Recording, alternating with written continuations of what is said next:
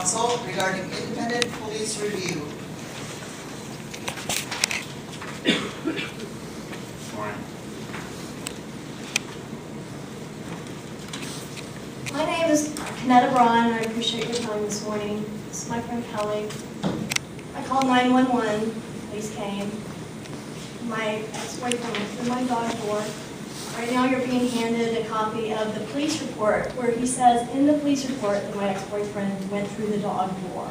Because he had installed it, and it's my home that I live in alone, he knew he could get through that dog door. And when he admitted to the police that he came through my dog door, where I lived alone and that he had previously installed, the police did nothing. So the front page is the independent police review complaint form where I complained.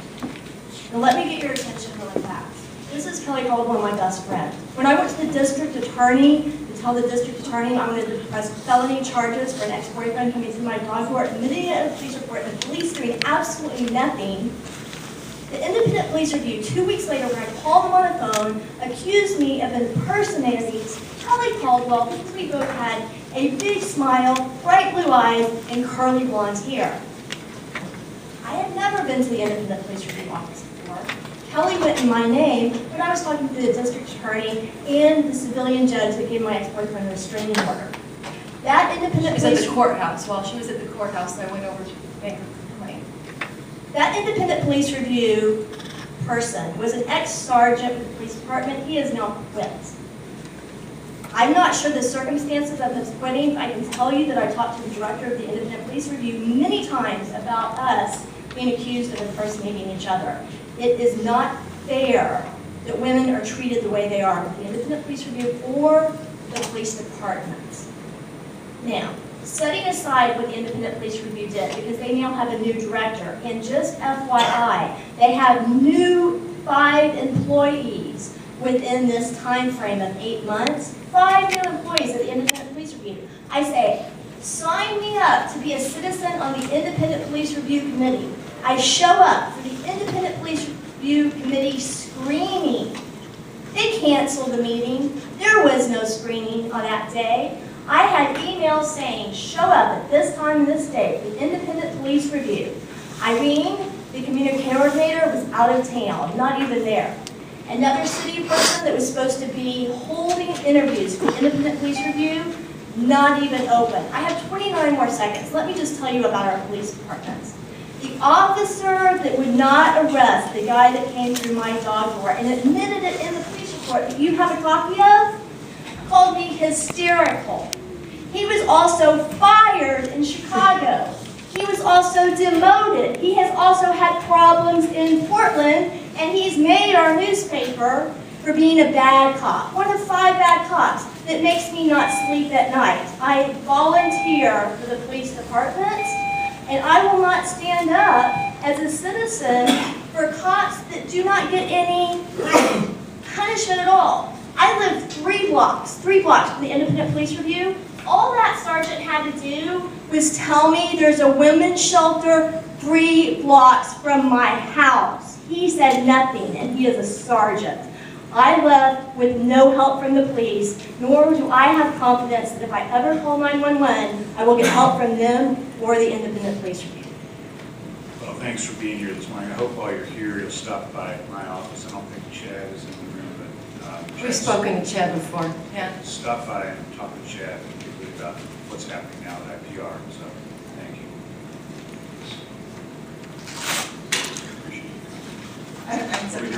you. So you know, his escape is always go talk to Chad, go talk to Chad, go talk to Although I really Chad. want to say that I concur that the independent police review office accused me of being her. I even got prank called by the cops. They called me, I asked them to identify themselves, and they hung up on me. That's my experience with the story, just so you know. But I'm here to talk about homelessness, actually.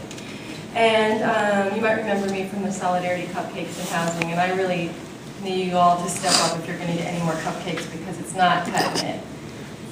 The cops in particular are a huge problem with the unhoused. And so I think the first thing that we need to do is we need to end the camping ban.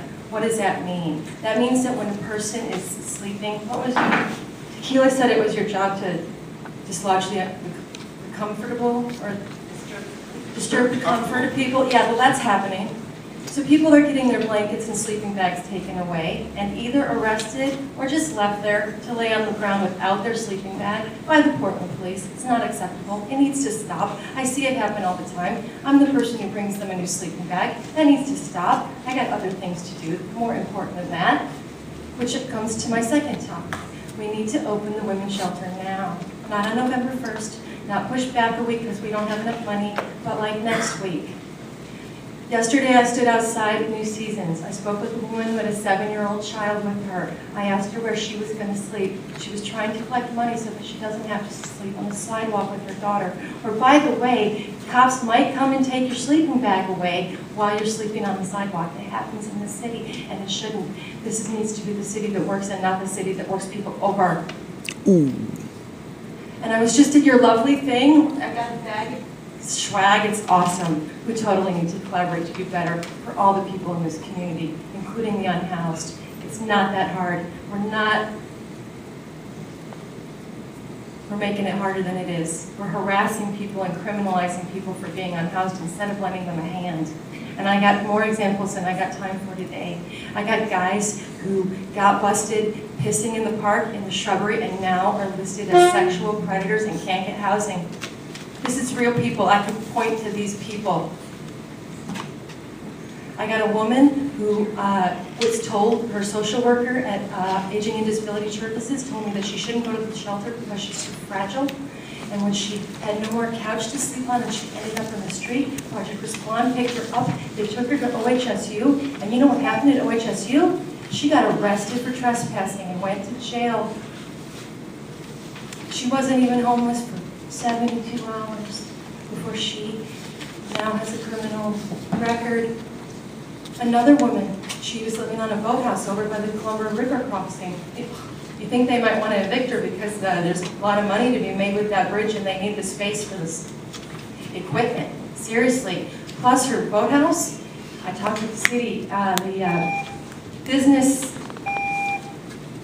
if they didn't evict her, they would have been responsible for fixing the property up.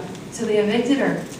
I talked to the guy at the city. I talked to the building guy. He told me that there was a memo in the works to say that this unit is not habitable. So she got evicted. And then you know what happened? She tried to break back in because she needed her stuff. And she got arrested for breaking back into her own house. And then she went... time, so you need to finish up. I will. Then she went over to the house where she's on the title with her husband. She's on the title. And there she got another cited. She got arrested for trespassing again. And she had to go to family court. We're criminalizing the homeless. Make them homeless, then criminalize them.